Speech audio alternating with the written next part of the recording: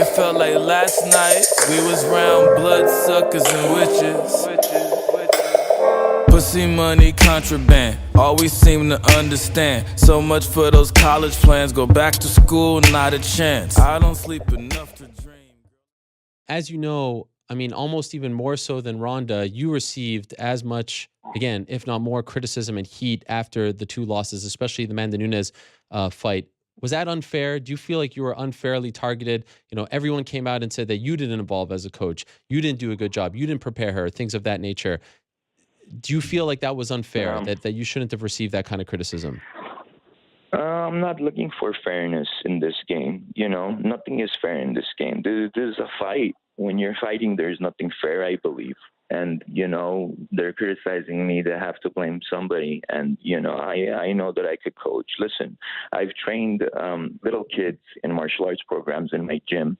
They grew up to be, let's say, 4.0, 4.3 GPA students in high school. They went to Burbank YMCA. Okay, they became a gymnastic coach. They hired those kids as a gymnastic coach. I've never trained them gymnastics. I gave them basics, rolls, back rolls, cartwheels, back handsprings, back tucks, all those stuff, just so they could, you know, become good martial artists. You want to be a gymnast. You know, you want to be flexible. You want to have movement in martial arts. These kids went and got hired as a gymnastic coach in Burbank YMCA. So I know how to coach. You know what I mean? In the fight game, I did this all my life. I was a professional fighter myself. So, you know, what I did, what I could do, what abilities I have, I know, and my fighters know.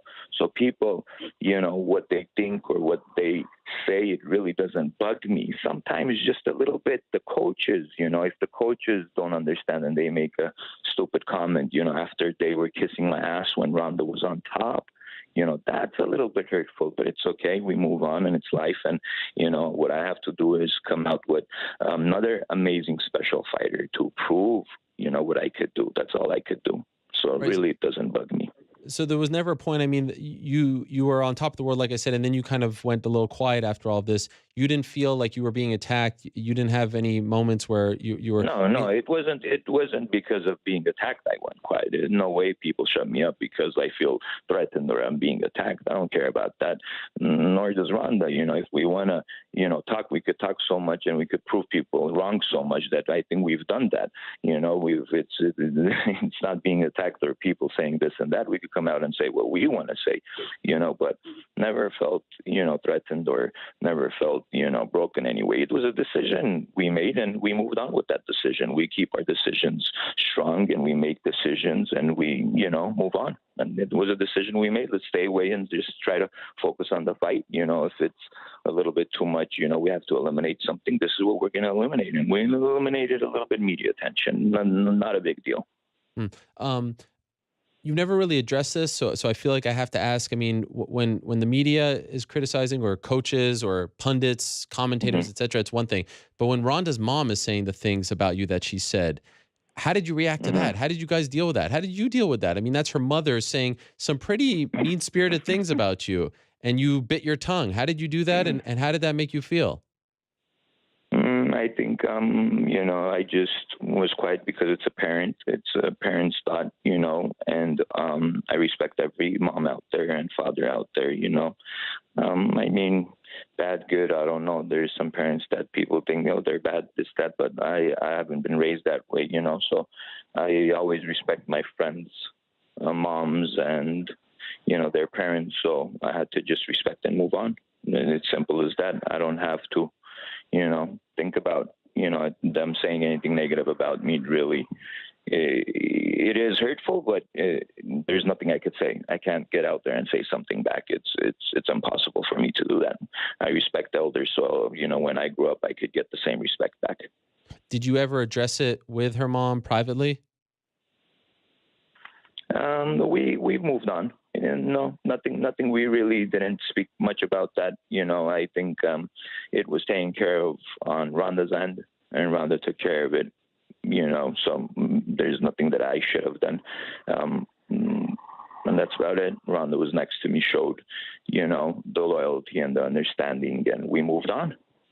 Was there ever a conversation after the Holly Holm fight to part ways? Would you have been in favor of that, or did you want to see this through? Did you, because we saw from everyone who were like calling for it, it was a very unique thing. You don't really see this where people are almost encouraging Ronda to move on. And yet, to her credit, she was very loyal to you and stuck with you.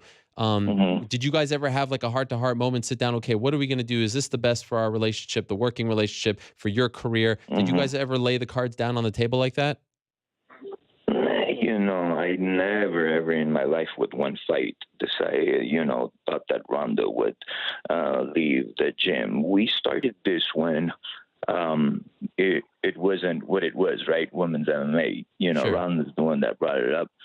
So we did this together, and all those days that we did this together, slowly, and we got into the UFC vein of, making a division, all that. So we did this together, and we were going to end this together. We knew that, and we worked towards that, and we had a goal, we had a dream, we had focus, we had a vision, both of us, and we were going to do it all the way. And we're going to end this together. So, that's why those kinds of talks and situations did not happen. Ronda started from her first amateur fight with me. I was in the corner from her first amateur fight. So, all the skills she developed, getting inside and clinching and using her judo, it was really simple, basic boxing tactics, getting inside with her jab, working, moving your head, getting inside. And she did it beautifully. And, then you have a style of fighter that could move well and touches her and, stops that and has so much experience, comes along and that happens, and it happens.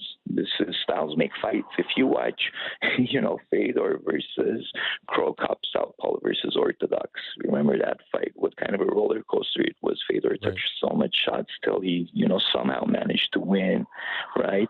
And if we watch Holly's fight, Holly got caught with a left hook too. Holly's legs were wobbled. She was almost out, and Ronda jumped on her, doesn't use her right leg because of knee surgeries. She was tilted on the right, and Ronda clinched her, and Holly recovered from the clinch, but she was caught from the left hook, and she was hurt if you watch in the 4-way minute. So these kinds of things happen, and it's not going to come out and, especially fighter and a trainer relationship and one blame another. And I don't see that real. And what we've done, I don't see anybody ever doing it and then having a different outcome, trying to change things around a different way. I think what we did is we don't regret how we planned things and how we stayed together and what we did together. These kids went and got hired as a gymnastic coach in Burbank, YMCA. So I know how to coach. You know what I mean? In the fight game, I did this all my life. Man, you know it.